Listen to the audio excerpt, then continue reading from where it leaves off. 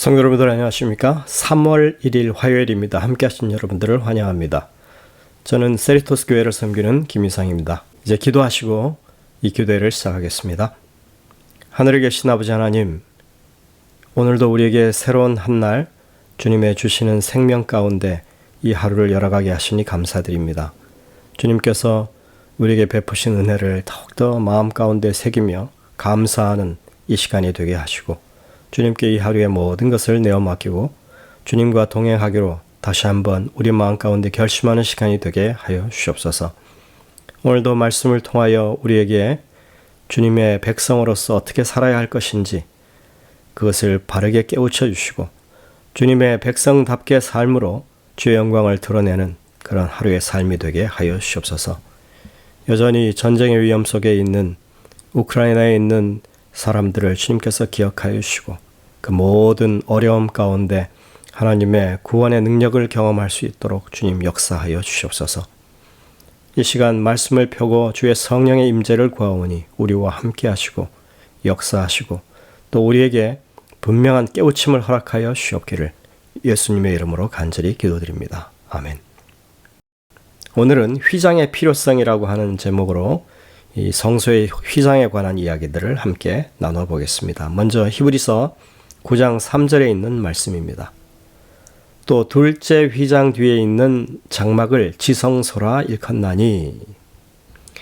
성소에는 3개의 휘장이 있었습니다. 먼저 성막 전체를 둘고 있는 천막 담장의 출입구에 있는 휘장으로, 바깥에서 성소 뜰로 들어가는 입구에 걸쳐진 휘장이 있었습니다. 또 성소 뜰에서 성소의 첫째 칸으로 들어가는 입구에 쳐진 휘장이 있었습니다. 그리고 마지막으로 성소의 첫째 칸과 두 번째 칸인 지성소를 가르는 휘장, 이렇게 3개의 휘장이 성소에 있었습니다. 그런데 히브리서에서 휘장을 나타내는 이 헬라어 카테페타스마라고 하는 이 단어는 이 3곳의 휘장 모두를 가리킬 수 있는 단어였습니다. 이 3 휘장들은 2가지 기능을 가지고 있었습니다. 하나는 출입구로서의 기능이고, 다른 하나는 정해진 사람만 들어올 수 있는 경계를 표시하는 그런 의미였습니다. 오늘 우리는 성소의 휘장들이 가지고 있는 의미를 살펴보도록 하겠습니다. 먼저 레위기 16장 1절과 2절에 있는 말씀을 보겠습니다. 아론의 2 아들이 여호와 앞에 나아가다가 죽은 후에 여호와께서 모세에게 말씀하시니라. 여호와께서 모세에게 이르시되 내 형 아론에게 이렇게 이르라. 성소의 휘장 안 법궤 위 속죄소 앞에 아무 때나 들어가지 말라. 그리하여 죽지 않도록 하라. 이는 내가 구름 가운데에서 속죄소 위에 나타남이니라. 여기서 말하고 있는 죽은 아론의 2 아들은 나답과 아비후를 말합니다.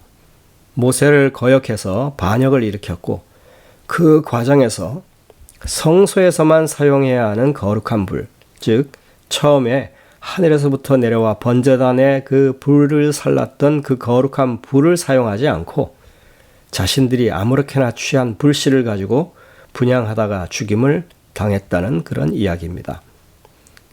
이것은 무엇을 경고하고 있습니까? 하나님이 임재하시는 거룩한 곳에는 구별된 사람들, 구별된 마음을 가지지 아니하고서는 접근할 수 없다는 것을 말해줍니다. 자신들의 아버지 아론이 출입하는 곳이니까 아들들인 자신들이 마땅히 출입해도 된다는 그런 것은 용납될 수 없는 것이었습니다. 비록 그들 신분이 제사장이었다 하더라도 특별히 구별된 대제사장 이외에는 지성소에 발을 들일 수가 없었습니다. 제사장들은 매일같이 성소의 첫째 칸에 들어가서 봉사를 해야만 했습니다. 지성소 가장 가까이 나가는 것이었죠. 하나님의 임재 영광이 있는 곳에 지극히 가깝게 접근할 수밖에 없었습니다. 근데 지성소와 성소를 구분하는 것은 천으로 된 휘장이 다였습니다.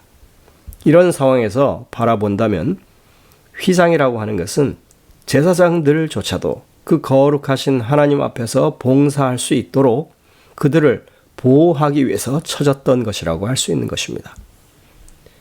우리는 이렇게 성소의 휘장이 보호라고 하는 의미를 다른 이야기를 통해서도 찾아볼 수 있습니다.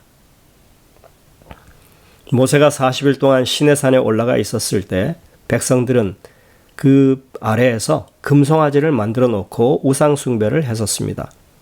이때 하나님께서는 모세에게 이리 말씀하십니다. 내가 너희를 젖과 꿀이 흐르는 땅에 이르게 하려니와 나는 너희와 함께 올라가지 아니하리니 너희는 목이 곧은 백성인즉 내가 길에서 너희를 진멸할까 염려함이니라. 이렇게 말씀하십니다.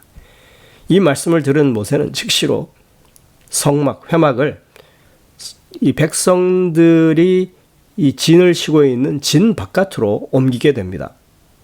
그래서 성소로부터 백성들을 멀어지게 그렇게 했습니다. 이 상황 가운데서 모세가 진 밖에 세운 성소로 나아갈 때 모든 백성들이 진 바깥으로 나와서 모세가 성소에 걸어 들어가는 모습을 바라봅니다. 그리고 모세가 성소에 들어가고 구름 기둥이 모세의 모습을 가리우면 그제서야 그 백성들이 다시 자기 장막 문으로 돌아와서 거기서 하나님을 경배했다고 성경은 기록하고 있습니다.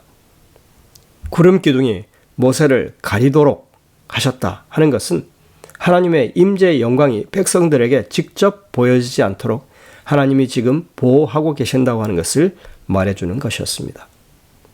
모세가 백성들을 위해 중재하고 그리고 하나님께서 다시 그들 가운데 거하시게 되었고 그들과 함께 이제 가나안으로 가시기로 동의하시는 모습이 그 뒤에 기록에 나옵니다. 백성들은 이제껏 잘 몰랐지만 하나님께서는 이미 성소를 처음에 이스라엘 백성들 가운데 두실 때부터 자신이 그들 가운데 거하시는 동안 백성들이 보호받도록 이미 조치를 취해 주셨다고 하는 것을 우리가 알게 되는 것입니다. 예를 들면 이스라엘 백성들은 그들의 진영 가운데 사각형의 공간이 나오도록 정확한 이 거리에 따라서 진을 쳤고 그 공간에 성막을 설치했습니다. 그 가운데 한가운데 했던 것입니다. 백성들의 진영 한 복판에 중심부에 하나님의 임재하심이 있었습니다. 이게 당연히 좋은 일이긴 하지만 거룩한 하나님의 임재, 그러니까 백성들을 언제든지 순식간에 멸망시키고도 남을 만한 그렇게 강력하고도 파괴적인 이 하나님의 거룩한 임재가 그 영광이 그들의 삶의 한복판에 가깝게 자리 잡고 있었다고 하는 것. 정말 위험천만한 일이 될 수밖에 없죠. 그런 상황에서 성소의 구조로 볼 때 지성소의 휘장이 있고 그리고 성소의 휘장이 있고 백성들을 보호하는 여러 가지 가림막들이 그렇게 존재하고 있었던 것입니다. 뿐만 아니라 레위 사람들은 백성들의 진과 성소 사이에 그 사각형의 그 넓은 공간에 천막을 치고 살았다고 하는 것입니다. 이것은 성소로부터 가까운 곳에 천막을 친 것이기도 했지만 일하기 편하도록 다른 면으로 보자면 일반인들의 침범으로부터 성소와 그 기구들을 보호하기 위한 조치였다고도 할 수 있습니다.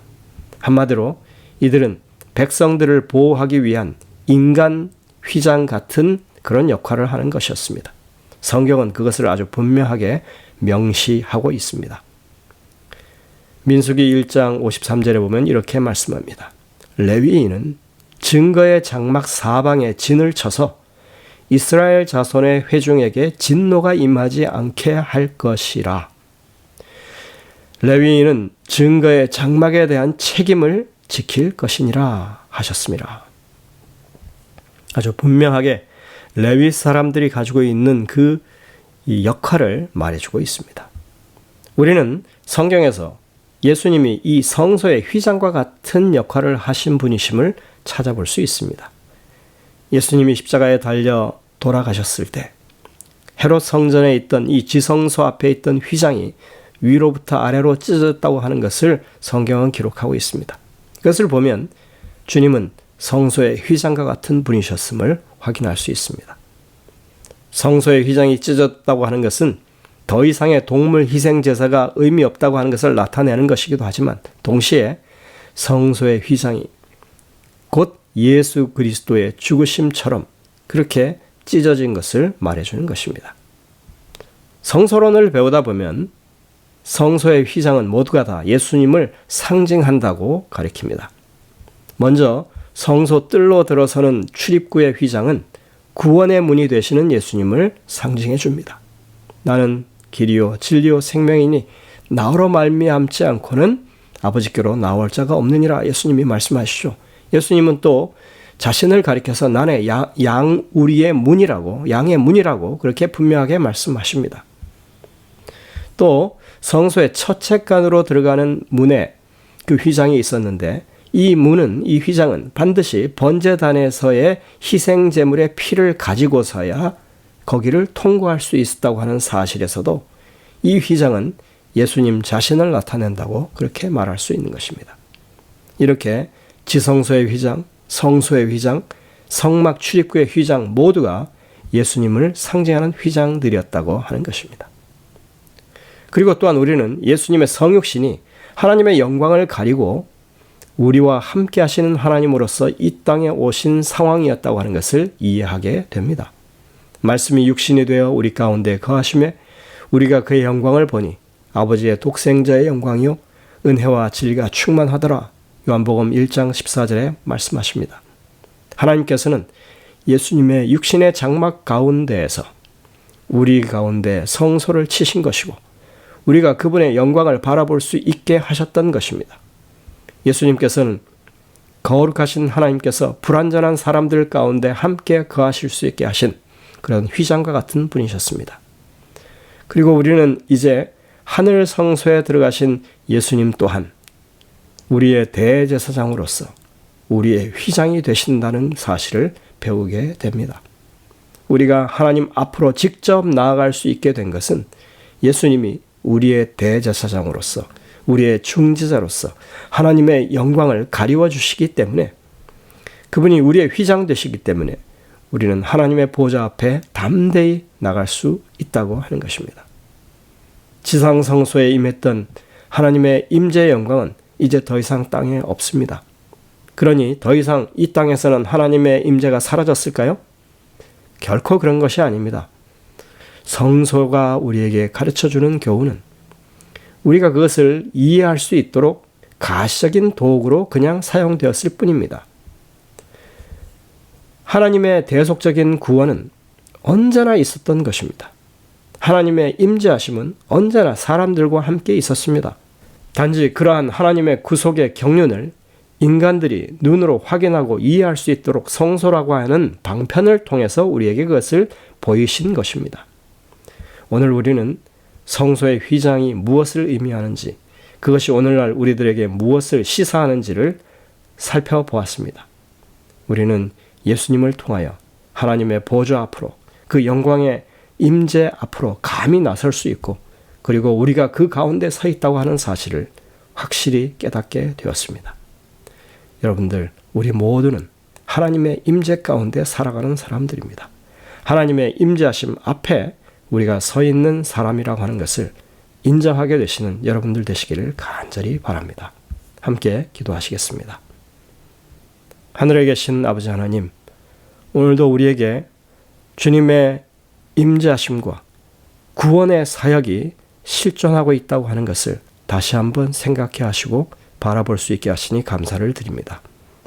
주님께서 우리와 함께 하시고 우리를 지키시고 우리를 구원하심에 대한 확신이 이제는 우리 마음 가운데 항상 살아있게 하셔서 우리의 휘장 되시는 예수 그리스도를 의지하여 항상 주님 앞에 나아갈 수 있는 저희 모두가 될 수 있도록 인도하여 주옵기를 예수님의 이름으로 간절히 기도드립니다. 아멘.